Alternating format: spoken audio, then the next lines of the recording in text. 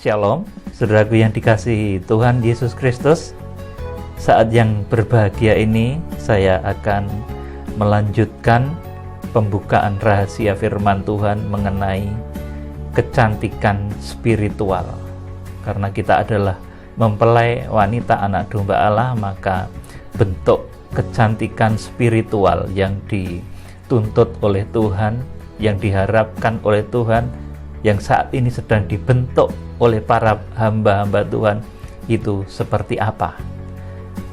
Pokok bahasan yang lalu saya sudah sampaikan mengenai pakaian imamat rajani, bahwa pakaian imamat rajani itu bukan bajumu, bukan baju imammu, bukan baju seperti yang dipakai oleh imam besar, oleh imam-imam pada zaman Taurat, bukan baju profetik yang seperti panglima, seperti raja dan lain sebagainya.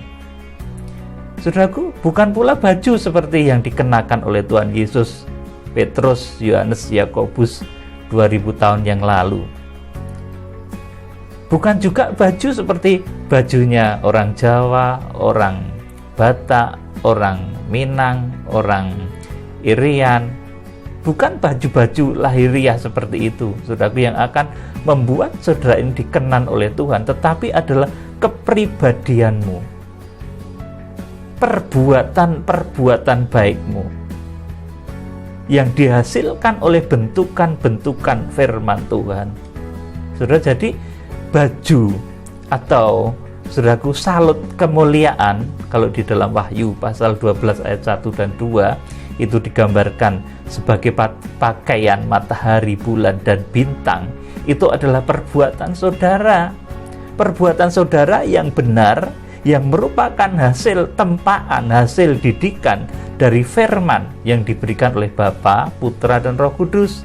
Alkitab seutuhnya dari Perjanjian Lama, 4 Injil sampai dengan kitab Wahyu. Itulah kepribadian matahari, bulan, dan bintang. Itulah yang membuat kita bisa melakukan perbuatan-perbuatan yang baik dan benar, dan itu menjadi pakaian kita. Kalau cuma saudara memakai pakaian profetik yang kayak imam besar begitu, ada efodnya, kemudian ada banyak permata di dada di sini, saudaraku, iblis nggak takut sama saudara. Kalau saudara pakai pakaian panglima perang, mungkin seperti Daud, saudaraku, Raja Daud, saudaraku, pakai pakaian raja, iblis juga nggak takut sama saudara. Benar, saudaraku. Apa dipikir iblis itu takut kalau saudara pakai pakaian jubahnya imam besar itu? Saat ini enggak, saudaraku. Tetapi iblis akan lari, iblis akan takut kalau saudara mengenakan kebenaran di dalam hidupmu. Saudara melakukan perbuatan-perbuatan benar dan kudus, seperti ditulis dalam Wahyu pasal 19 ayat 6 sampai 9. Saudaraku, nah itulah yang disebut sebagai pakaian hakiki, pakaian imamat rajani. Jadi saudara jangan terbuai, saudara jangan menjadi salah sasaran kalau yang disebut pakaian imamat itu, saudaraku, pakaian imamat rajani itu terus saudara kembali lagi menggunakan atribut-atribut jasmania, saudaraku, pakaian-pakaian profetik jasmania, saudaraku, itu tidak akan mempengaruhi apa-apa, saudaraku. Yang akan mempengaruhi hidupmu dari pandangan Tuhan, saudara memiliki pakaian yang indah, itu adalah perbuatan benar dan kudus yang kau lakukan. Itulah yang menjadi selubung salut kemuliaan mempelai wanita anak domba Allah. Dan kalau saudara mengenakan pakaian kebenaran ini, iblis akan lari. Tetapi kalau saudara cuma pakai pakaian imam, jubah imam, tapi perbuatanmu buruk, dusta, engkau tidak akan ditakuti iblis. Iblis nggak takut. Saudara bersetrap juga ketawa iblis malah. Saudaraku yang dikasihi Tuhan, saya akan lanjutkan sekarang. Kalau kemarin sudah mengulas mengenai pakaian, yaitu pakaian imamat rajani yang wujudnya adalah perbuatan-perbuatan baik dan kudus saudara yang saudara kerjakan karena saudara mentaati firman Tuhan dari kitab Kejadian sampai dengan kitab Wahyu. Itulah perbuatan-perbuatan benar dari orang-orang kudus. Itulah pakaian saudara ketika saudara nanti menghadap Tuhan. Saudara, kalau saudara mimpi, ya ini saya sedikit jadi ingat, mimpi pakai pakaian pengantin, saudara jangan takut, wah mau mati, jangan-jangan ini mimpi jadi manten pakai pakaian yang indah. Tidak, saudara, itu justru saudara akan mendapatkan satu kepribadian baru. Saudara akan bisa melakukan pekerjaan-pekerjaan yang benar, perbuatan-perbuatan yang benar dan kudus sesuai dengan tuntunan firman Tuhan. Jadi saudara yang mimpi mendapatkan jubah pengantin, saudara bukan mau mati, saudara mendapatkan satu kepribadian yang indah dari Tuhan. Ya, saya akan lanjutkan sekarang kecantikan spiritual. Saudara, di hadapan Tuhan Yesus Kristus, kita semua, baik saudara itu laki-laki atau perempuan, saudaraku, kita semua adalah sidang mempelai wanita anak domba. Kita adalah mempelai wanita Kristus.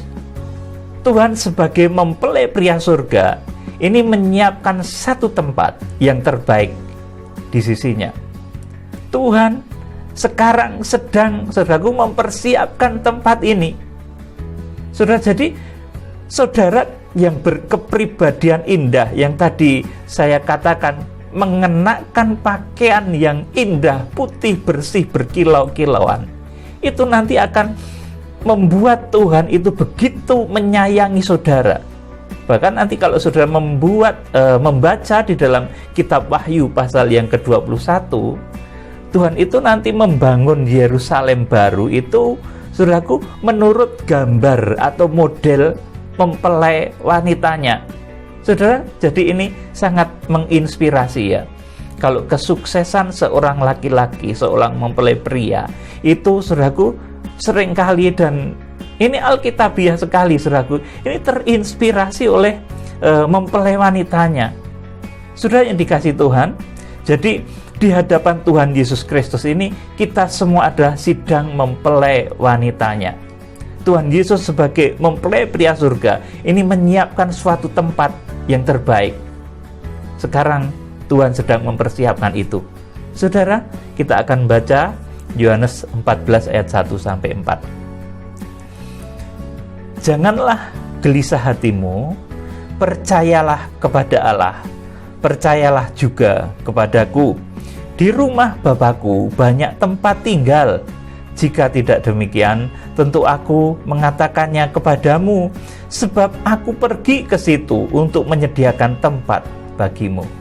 Ini ketika Tuhan Yesus, saudaraku, naik ke surga. Dia menyiapkan satu tempat untuk kita, yang nanti wujudnya itu adalah Yerusalem baru, langit baru dan bumi baru, yang ditulis dalam Wahyu pasal yang ke-21, setelah kerajaan 1000 tahun damai. Jadi saudaraku, Yerusalem baru itu letaknya setelah kerajaan 1000 tahun damai. Perhatikan ini baik-baik. Saudara yang dikasihi Tuhan, jadi Tuhan saat ini sedang mempersiapkan satu tempat untuk kita, yang namanya nanti disebut sebagai Yerusalem baru. Saudaraku, ayat 3. Dan apabila aku telah pergi ke situ dan telah menyediakan tempat bagimu, aku akan datang kembali dan membawa kamu ke tempatku, supaya di tempat di mana aku berada, kamu pun berada, dan kemana aku pergi, kamu tahu jalan ke situ. Amin, saudaraku. Jadi sebagai mempelai pria yang bertanggung jawab, yang berkarakter surga, seorang mempelai pria itu, saudaraku, dia harus mempersiapkan segala sesuatu untuk mempelai wanitanya. Saudaraku, seperti Tuhan Yesus ini, dia naik dulu ke surga untuk mempersiapkan surga Yerusalem baru untuk mempelai wanitanya. Saudaraku, ini karakter dari mempelai pria surga itu seperti itu. Jadi dia selalu mempersiapkan segala sesuatu yang terbaik, tempat yang terbaik untuk mempelai wanitanya. Bahkan nanti tempat terbaik itu dibangun menurut ilham saudaraku, menurut gambaran dari mempelai wanitanya. Sebaik apa mempelai wanitanya itu, sebaik apa, saudaraku, profil mempelai wanitanya, maka sebesar itu pula nanti kemuliaan yang akan Tuhan berikan. Saudaraku, jadi di Yerusalem baru Tuhan akan menempatkan, saudaraku, mempelainya begitu luar biasa. Saudara, kita ditempatkan, saudaraku, di akhir zaman ini menjadi mempelai wanita anak domba Allah. Artinya kita akan dipersiapkan oleh Tuhan nanti untuk menghuni langit baru dan bumi baru. Saudaraku, satu posisi yang begitu luar biasa dan yang menjadi model itu ternyata nanti justru, saudara, kalau membaca dalam kitab Wahyu pasal 21, model dari Yerusalem baru itu justru mempelai wanita anak domba. Saudara, jadi ini seperti dibalik ya, saudara. Kalau dahulu tabernakel itu dibuat, saudaraku, berdasarkan gambaran, saudaraku, surga. Saudaraku, jadi gambaran surga itu dibuat dalam miniatur, dalam bentuk tabernakel oleh Musa. Tetapi di akhir zaman ini, saudaraku, setelah, saudaraku, mempelai wanita ini terbentuk, maka justru Yerusalem baru itu nanti akan, saudaraku, dibentuk dengan model seperti, saudaraku, mempelai wanita anak domba Allah. Saudara, ini luar biasanya Tuhan. Saudaraku, jadi proses untuk menjadi mempelai Kristus ini memang berat. Karena nanti sosok mempelai wanita anak domba Allah ini akan dipakai oleh Tuhan untuk melukis, menggambar Yerusalem baru. Tembok-temboknya, tingginya, saudaraku, ukurannya sesuai dengan jumlah dari mempelai wanitanya. Bahkan dasar-dasarnya, saudaraku, semuanya itu gambar dari mempelai wanitanya, dari jemaat yang dikasihinya. Dan nanti itu dibangun di sana menjadi satu bangunan yang luar biasa yang namanya Yerusalem baru. Saudara yang dikasihi Tuhan, jadi saudaraku, mempelai wanita ini yang pertama, ini secara jasmani juga, saudaraku, merupakan teladan surgawi.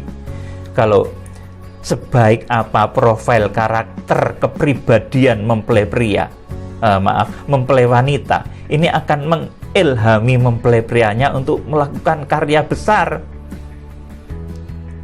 Saudaraku, jadi semakin baik profil dan karakter mempelai wanita, ini akan semakin luar biasa pula prestasi yang akan, saudaraku, dilakukan, dikerjakan oleh mempelai prianya. Ini secara jasmani, saudara harus menteladani ini. Semakin baik seorang wanita, seorang istri, maka akan semakin sukses pula suaminya. Saudaraku, saudara, kita akan membaca Wahyu pasal 21 ayat 1 sampai 6. Ini bahwa ternyata Yerusalem baru ini, saudaraku, dibikin oleh Tuhan menurut model mempelai wanita anak domba. Saudara, bahkan nanti saudara bisa membaca dari kelanjutan ayat Wahyu pasal 21 ini. Selanjutnya nanti bisa saudara simak dan perhatikan bahwa ternyata Yerusalem baru itu dibikin oleh Tuhan mengambil model, saudaraku, jemaatnya di akhir zaman, mempelai wanita anak domba Allah. Ukurannya yang, saudaraku, luar biasa. Kita akan baca Wahyu pasal 21 ayat 1 sampai 6. Lalu aku melihat langit yang baru dan bumi yang baru, sebab langit yang pertama dan bumi yang pertama telah berlalu dan laut pun tidak ada lagi. Saudaraku, jadi di Yerusalem baru itu, saudaraku, sudah tidak ada langit, bumi, matahari, bulan, dan bintang. Sudah nggak ada. Langit, bumi, matahari, bulan, dan bintang itu berakhir nanti ketika digelar pengadilan tahta putih. Saudaraku, di Wahyu pasal 20. Di sana nanti ketika pengadilan tahta putih itu digelar, saudaraku, langit dan bumi ini lenyap, tidak ditemukan lagi. Tetapi ketika kerajaan 1000 tahun damai, itu masih ada langit, bumi, matahari, dan bintang. Matahari, bulan, bintang, lautan masih ada, bumi masih ini, matahari masih itu, saudaraku, bintang masih yang seperti kita lihat ini, saudaraku, dan lautan masih ada, saudaraku. Tetapi, saudaraku, di dalam kerajaan 1000 tahun damai itu, saudaraku, adalah kerajaan untuk tubuh kebangkitan, karena Tuhan Yesus Kristus sudah datang dalam kemuliaannya di awan-awan dalam tubuh kebangkitan. Yang mati sudah diubahkan, saudaraku, dibangkitkan, kemudian mempelai diubahkan dalam tubuh yang tidak bisa binasa, saudaraku. 1 Korintus 15 ayat 51 dan selanjutnya itu, saudaraku yang dikasih Tuhan. Jadi saat ini tidak saya bahas tentang kerajaan 1000 tahun damai, karena itu sudah saya bahas beberapa saat yang lalu.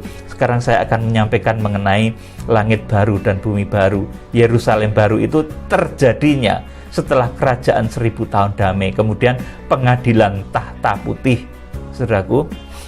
Saudaraku yang dikasih Tuhan, lalu aku melihat langit yang baru dan bumi yang baru, sebab langit yang pertama dan bumi yang pertama telah berlalu, dan laut pun tidak ada lagi. Dan aku melihat kota yang kudus, Yerusalem yang baru, turun dari surga, dari Allah, yang berhias bagaikan pengantin perempuan yang berdandan untuk suaminya. Amin. Saudara, jadi Yerusalem baru yang disediakan oleh Tuhan Yesus itu, saudaraku, ini bentuknya, ini bagaikan pengantin perempuan. Pengantin perempuan itu siapa, saudaraku? Mempelai di Wahyu pasal 12, saudaraku, yang jumlahnya, saudaraku, secara hurufiah ditulis di Wahyu pasal 7, 144.000, dan angka itu, saudaraku, nanti akan menjadi ukuran-ukuran dari Yerusalem baru itu. Bahkan dasar-dasarnya, kemudian, saudaraku, pintu gerbangnya dan lain sebagainya itu merupakan gambar dari mempelai wanita anak domba. Karena Yerusalem baru yang disediakan oleh Tuhan Yesus, yang sekarang Tuhan Yesus naik ke surga, saudaraku, di tempat Bapa dia sedang menyiapkan Yerusalem baru, dan Yerusalem baru ini dibuat oleh Tuhan persis bagaikan pengantin perempuan yang berdandan untuk suaminya. Saudara, jadi kalau menjadi seorang wanita itu yang baik ya, supaya saudara mengilhami para suamimu untuk melakukan kebaikan, untuk melakukan karya yang luar biasa. Saudara yang dikasihi Tuhan Yesus Kristus, sebab Tuhan pun, saudaraku, ini melakukan karya yang luar biasa, menyiapkan Yerusalem baru itu. Modelnya nanti justru adalah pengantin perempuan anak domba, mempelai wanita anak domba, seperti Wahyu pasal 21 ayat 2 ini. Ayat 3 selanjutnya, lalu aku mendengar suara yang nyaring dari tahta itu berkata, lihatlah, kemah Allah ada di tengah-tengah manusia, dan ia akan diam bersama-sama dengan mereka. Mereka akan menjadi umatnya, dan ia akan menjadi Allah mereka. Amin. Saudaraku, ini Yerusalem baru yang dibikin oleh Tuhan justru, saudaraku, menurut model bagaikan pengantin perempuan. Saudaraku, jadi Yerusalem baru ini justru dibikin oleh Tuhan, saudaraku. Kebalikannya, saudaraku, kalau dahulu tabernakel itu dibikin oleh Musa, ini menurut model surga, model yang diberikan oleh Tuhan kepada Musa, merupakan gambaran atau miniatur surga. Tetapi, saudaraku, setelah, saudaraku, bait Allah ini jadi di bumi, saudaraku, yang wujudnya bait Allah sejati itu nanti adalah sidang mempelai wanita anak domba Allah. Ini sekarang kemudian dibalik, saudaraku. Tuhan menciptakan Yerusalem baru. Ini berdasarkan gambar. Jadi marketnya, gambarnya itu adalah pengantin perempuan, mempelai wanita anak domba. Saudara, luar biasa kan? Jadi menjadi seorang wanita itu luar biasa. Kalau dia karakternya baik, nanti dia akan bisa, saudaraku, menginspirasi suaminya untuk melakukan karya-karya besar. Tapi kalau karakternya buruk, nanti akan dikatakan akan membuat rusak semuanya. Saudara yang dikasihi Tuhan Yesus, lanjut, saya akan baca ayat 4. Dan ia akan menghapus segala air mata dari mata mereka, dan maut tidak akan ada lagi. tidak akan ada lagi perkabungan atau ratap tangis atau duka cita, sebab segala sesuatu yang lama telah berlalu. Saudara, di Yerusalem baru yang disiapkan oleh Tuhan, saudara, itu semua air mata dihapuskan, maut tidak ada lagi, tidak ada perkabungan, tidak ada ratap tangis atau duka cita, sebab segala sesuatu yang lama, saudaraku, segala sesuatu yang lama, yang bekas-bekas itu, saudaraku, sudah berlalu. Akan dibaharui, saudaraku, hidup kita ini dengan segala sesuatu yang serba baru. Rumah abadi kita namanya Yerusalem baru, semuanya serba baru. Jadi kalau saudara ini nanti menjadi mempelai wanita anak domba Allah, saudara akan diberi segala sesuatu, berkat-berkat dalam hidup saudara itu semuanya serba baru. Jadi segala sesuatu yang lama itu, saudaraku, itu sudah berlalu. Saudara, kita akan baca ayat yang ke-5. Ia yang duduk di atas tahta itu berkata, lihatlah, aku menjadikan segala sesuatu baru. Amin, saudaraku. Jadi ini berkat mempelai. Mempelai itu akan diberi oleh Tuhan segala sesuatu baru, bukan barang-barang bekas. Saudara, jadi Tuhan sebagai mempelai pria itu Tuhan yang sangat baik. Kalau memberikan sesuatu kepada mempelai wanitanya itu sesuatu yang baru, bukan barang bekas. Saudaraku, catat ini baik-baik. Kalau saudara bisa memiliki hati mempelai, saudara akan diberikan segala sesuatu yang baru oleh Tuhan, bukan segala sesuatu yang bekas. Masa lalu itu sudah berlalu, saudaraku, dan Tuhan akan memberikan segala sesuatu yang baru. Di sini dikatakan, dia sebagai mempelai pria, ia yang duduk di atas tahta itu berkata, lihatlah, aku menjadikan segala sesuatu baru, dan firman-Nya, tuliskanlah, karena segala perkataan ini adalah tepat dan benar. Jadi teladan mempelai pria surga itu kalau memberikan segala sesuatu kepada mempelai wanitanya, kepada orang yang sangat dekat dengannya, yang nanti diangkat hidup-hidup ketika Tuhan Yesus Kristus datang, saudaraku, Tuhan itu akan memberikan berkat yang luar biasa untuk saudara. Jadi kalau saudara mengikuti kegerakan kitab Wahyu, pembentukan sidang mempelai wanita anak domba Allah ini, saudara jangan khawatir, Tuhan menjanjikan segala macam berkat yang baru. Kesehatanmu diperbaharui. Yang mengalami sakit-sakit berat itu, organ-organ tubuhmu mungkin mengalami satu kerusakan, Tuhan akan bisa memberikan sesuatu yang baru, dijadikan seperti baru lagi. Jantungmu dijadikan seperti baru, ginjalmu dijadikan seperti baru, levermu dijadikan seperti baru. Saudara, ini janji Tuhan kepada mempelainya. Jadi saudaraku, kejarlah, berusahalah memiliki standar iman mempelai wanita anak domba Allah, karena kepada saudara akan diberikan berkat yang serba baru, bukan berkat yang bekas-bekas, tetapi segala sesuatu yang baru. Yang baru itu enak, saudaraku. Kalau saudara misalkan punya motor baru itu, saudaraku, nggak macetan, nggak ngambekan, saudaraku. Apalagi saudara mungkin diberkati punya mobil baru, enak, saudaraku. Kalau saudara itu setia mengikut Tuhan, jangankan perkara seperti itu, Yerusalem baru pun itu baru, saudaraku, akan diberikan untuk saudara. Yerusalem baru itu baru, saudaraku.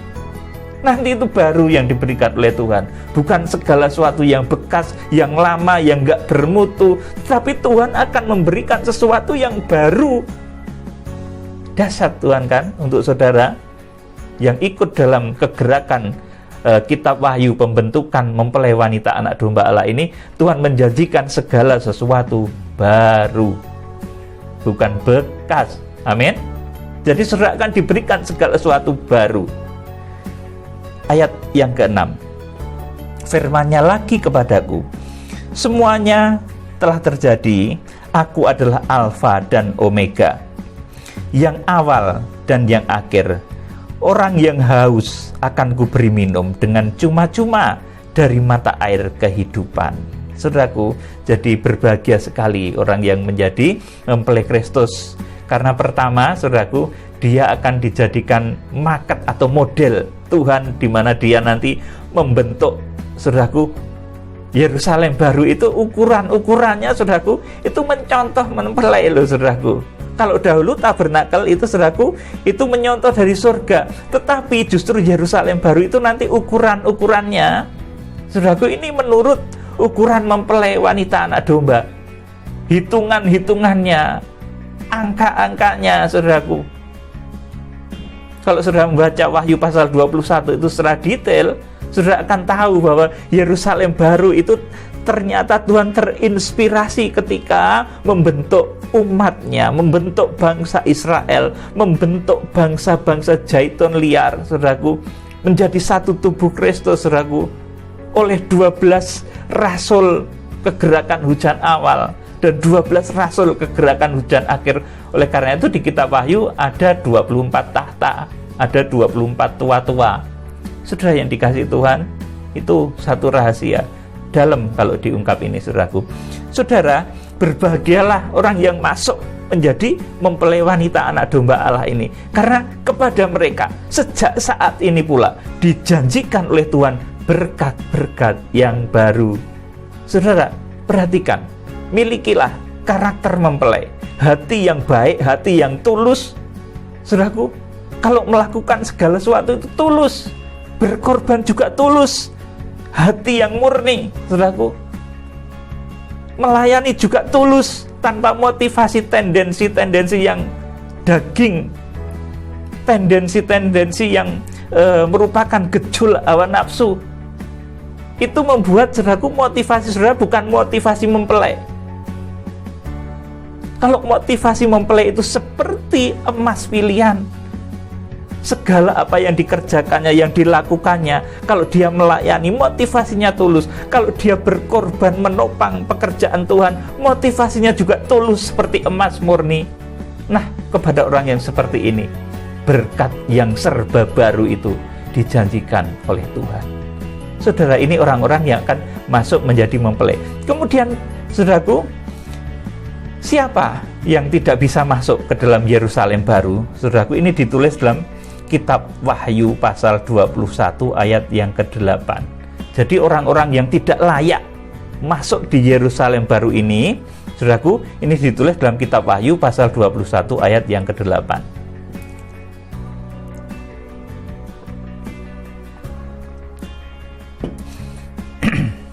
Saya akan bacakan Wahyu pasal 21 ayat yang ke-8. Ini yang tidak bisa masuk ya, yang tidak bisa masuk Yerusalem baru. Tetapi orang-orang penakut, orang-orang yang tidak percaya, orang-orang keji, orang-orang pembunuh, orang-orang sundal, tukang-tukang sihir, penyembah-penyembah berhala, dan semua pendusta, mereka akan mendapat bagian mereka di dalam lautan yang menyala-nyala oleh api dan belerang. Inilah kematian yang kedua. Saudaraku, jadi saya catat ini ada 8 sifat orang yang membuat seseorang itu tidak layak masuk Yerusalem baru. Sifat yang membuat orang itu enggak layak menjadi mempelai, masuk Yerusalem baru, tidak layak menerima berkat yang serba baru tadi. Saudaraku, siapa mereka? Orang yang tidak layak masuk Yerusalem baru, tidak akan masuk Yerusalem baru. Yang pertama, penakut. Ternyata penakut ini, saudaraku, ini dosa nomor 1, saudaraku, yang membuat seseorang itu nggak bisa masuk Yerusalem baru. Makanya saudara jangan penakut. Kalau mengikut Kristus, mengikut Yesus sama santet itu jangan takut, saudaraku, itu kecil, betul kecil itu, saudaraku. Setan ecek-ecek yang santet-santet itu, saudaraku. Saudara, kalau ikut Yesus itu jangan takut dengan genderuwo, dengan jin, saudaraku, dengan macam-macam. Itu jangan takut dengan setan-setan seperti itu, jangan takut. Karena rohnya Kristus ini roh yang maha tinggi. Jadi Pertama, orang yang tidak masuk Yerusalem baru itu orang yang penakut. Dikit-dikit takut, berkorban takut, saudaraku, melayani takut. Ini orang nggak layak jadi mempelai. Kemudian yang kedua, saudaraku, orang-orang yang tidak percaya. Ini orang yang tidak masuk Yerusalem baru itu orang-orang yang tidak percaya. Sulit percaya dengan berita-berita mengenai surga. Tidak bisa percaya dengan berita-berita mengenai kebenaran Alkitab. Ini nggak bisa masuk Yerusalem baru. Saudara, ini yang kedua. Kemudian yang ketiga, orang-orang keji. Saudaraku, orang-orang keji itu apa ya, saudaraku? Ya, sadis, saudaraku. Begitu sadis. Dikit-dikit tempeleng orang, tusuk orang, macam-macam. Itu nggak bisa masuk Yerusalem baru. Babat orang, saudaraku. Itu nggak layak masuk Yerusalem baru. Saudara, kemudian saya lanjutkan, itu yang ketiga. Yang keempat adalah orang-orang pembunuh. Orang yang sadis, saudaraku. Nembak orang, bunuh orang itu nggak apa-apa, saudaraku. Babat orang sampai mati nggak apa-apa, saudaraku. Itu nggak layak masuk surga Yerusalem baru. Itu hati yang tidak layak, hati yang keji. Itu nggak layak masuk Yerusalem baru. Saudaraku, pembunuh itu, saudaraku, orang yang tega membunuh itu, saudaraku. Kalau dalam arti jasmaninya ya membunuh itu, nembak orang, babat orang, saudaraku, ngebom orang, macam-macam itu, saudaraku. Membunuh, saudara. Kemudian, saudaraku, dalam arti rohani membunuh itu membenci sama dengan membunuh. Orang yang tidak bisa memaafkan, yang membenci terus membenci, tidak bisa memaafkan orang lain, itu juga, saudaraku, sama dengan membunuh. Ini juga nggak layak masuk Yerusalem baru. Ini yang keempat. Kemudian yang kelima, orang-orang sundal. Saudaraku, sundal itu apa, saudaraku? Yang menuruti hawa nafsu kesana kemari, kepuasan seksual kesana kemari, hasrat seksual syahwatnya itu, saudaraku, kesana kemari, itu menyala-nyala. Ini orang-orang sundal. Ini tidak layak, saudaraku. Katanya melayani Tuhan, tapi persundalan di sana sini terjadi, saudaraku. Itu nggak layak masuk Yerusalem baru. Saudaraku yang dikasih Tuhan, Tuhan tidak bisa didustai untuk hal yang seperti ini. Saudara yang dikasih Tuhan, kemudian yang keenam, tukang-tukang sihir. Saudaraku, jadi tukang sihir itu tidak bisa masuk Yerusalem baru. Kemudian penyembah berhala, ini kalau secara lahiriahnya ya nyembah-nyembah hal-hal yang bukan Tuhan, ada patung, ada pohon-pohonan, macam-macam, saudaraku. Menyembah sesuatu yang bukan Tuhan, bukan pencipta alam raya ini, saudaraku, itu tidak layak masuk ke dalam Yerusalem baru, saudaraku. Tetapi pemberhalaan di dalam arti yang lebih dalam itu, saudaraku, kadang orang itu berhala perasaan, tersinggung sedikit, saudaraku, marah, ngambek, saudaraku, kemudian motong bahasa Jawanya, saudaraku. Jadi pemberhalaan uang, kalau orang sudah terkena pemberhalaan harta, saudaraku, dia sudah mendewa-dewakan harta, saudaraku. Tuhan itu nanti dulu lah, yang penting kaya, saudaraku, itu mendewakan harta, saudaraku. Seperti itu juga, saudaraku, nggak layak masuk kepada Yerusalem baru, penyembah berhala. Dan berhala akhir zaman itu duit loh, saudaraku, harta. Tanda 666 itu nanti itu wujudnya adalah hal yang berkaitan dengan harta dan kekayaan. Orang yang diperbudak oleh harta dan kekayaan itu orang yang, saudaraku, terkena tanda 666, itu orang yang diperbudak oleh harta dan kekayaan. Jadi jangan saudara mengira itu, wah ini bentuknya suntikan ini itu. Oh bukan, saudaraku. Orang yang nanti, saudaraku, tidak layak masuk Yerusalem baru, saudaraku, yang menerima tanda 666 itu artinya orang yang diperbudak oleh harta dunia. Saudaraku yang dikasih Tuhan, itu berbahaya sekali. Kemudian yang kedelapan, pendusta. Saudara yang dikasih Tuhan, di Wahyu pasal yang ke-14 ayat yang kelima, mempelai itu sifatnya tidak ada dusta di mulutnya, mereka murni sama seperti perawan. Saudara, jadi orang yang berdusta itu juga tidak layak untuk masuk Yerusalem baru. Saudara yang dikasih Tuhan, Jadi demikian, kalau saudara memiliki sifat mempelai, ini yang pertama, maka kepada saudara akan diberikan segala sesuatu yang baru. Bahkan mulai saat ini, berkat-berkat baru, kesembuhan-kesembuhan baru akan diberikan pada saudara. Kemudian saudara, kalau saudara menjadi mempelai Kristus, iman saudara terbangun secara luar biasa menjadi mempelai Kristus. Saudara justru akan dipakai oleh Tuhan menjadi model untuk dia membangun Yerusalem baru. Luar biasa kan, saudaraku? Dulu itu, saudaraku, tabernakel itu modelnya diberikan oleh Tuhan melalui Musa dari surga, model surga, saudaraku.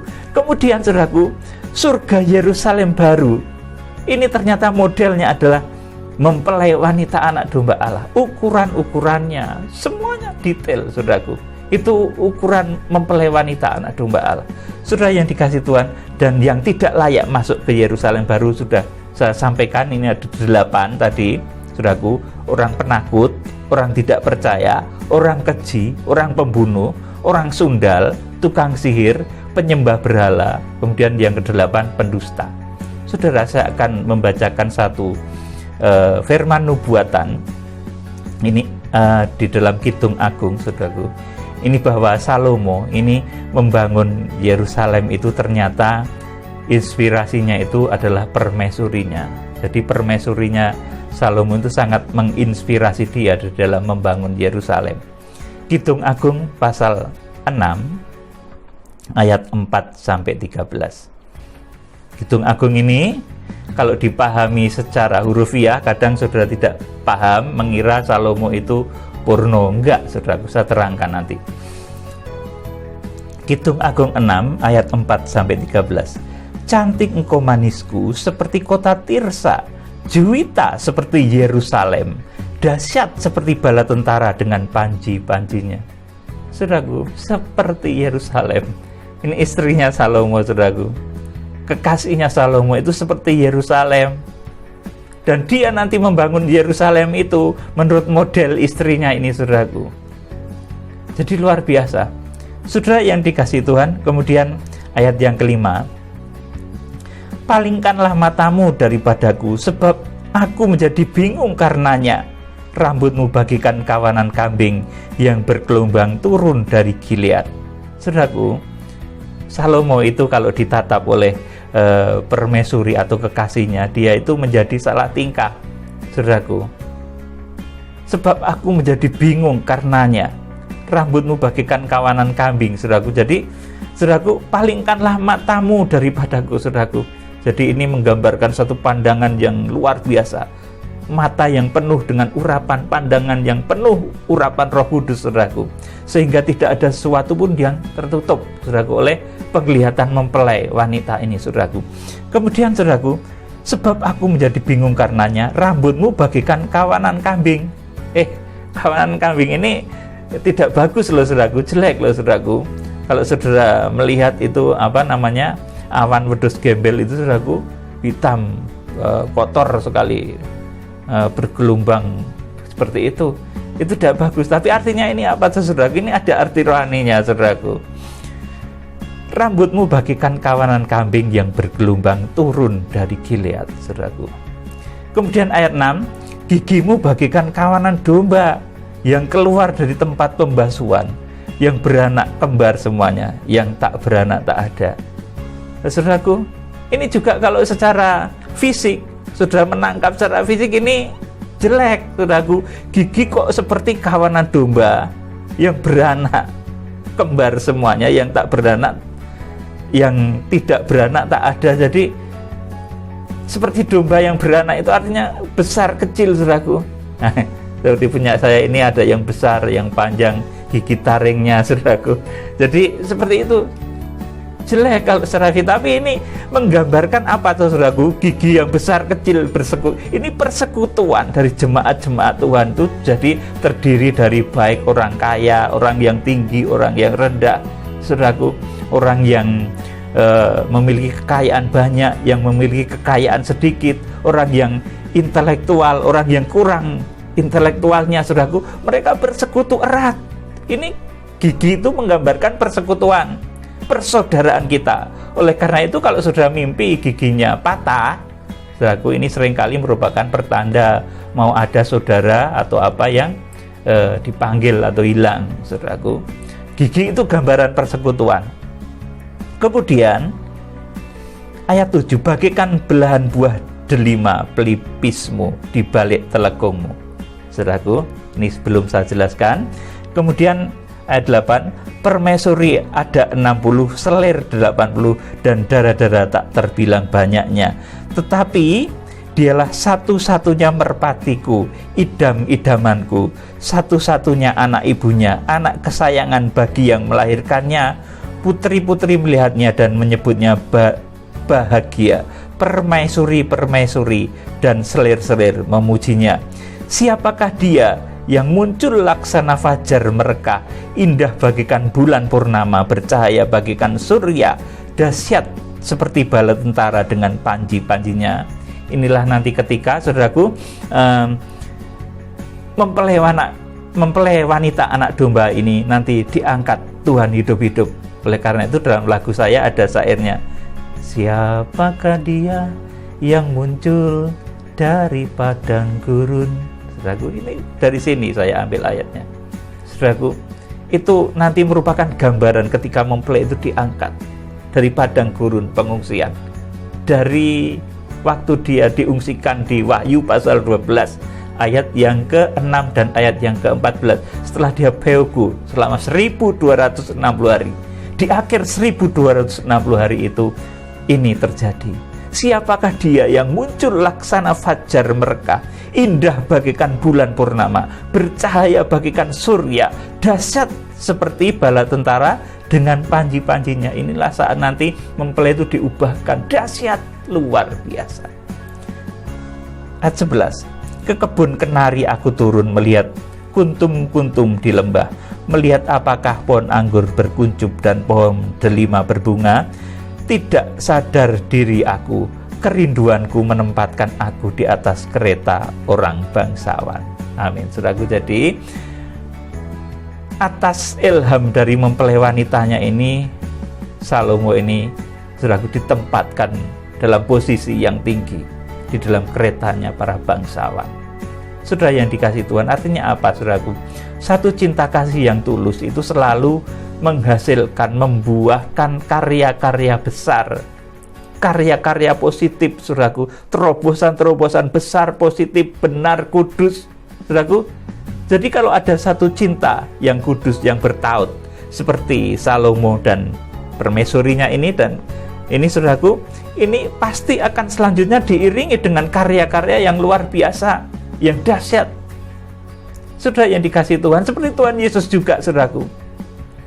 Ketika dia menyelamatkan mempelainya, dia rela mati di kayu salib, saudaraku. Kemudian di akhir zaman, ketika dia berhasil, saudaraku, membangun kemuliaan itu, saudaraku, cinta yang sudah bertaut dengan mempelai wanita anak domba, saudaraku, itu nanti membuat Tuhan melakukan karya yang luar biasa. Dia datang melakukan satu kemenangan, kemudian membawa mempelainya menguasai kerajaan 1000 tahun damai. Kemudian sesudah itu, saudaraku, kepada mempelainya diberikan satu tempat rumah yang baru, namanya Yerusalem baru, dan itu dibikin persis bentuknya seperti mempelai wanita yang berhias untuk mempelai prianya.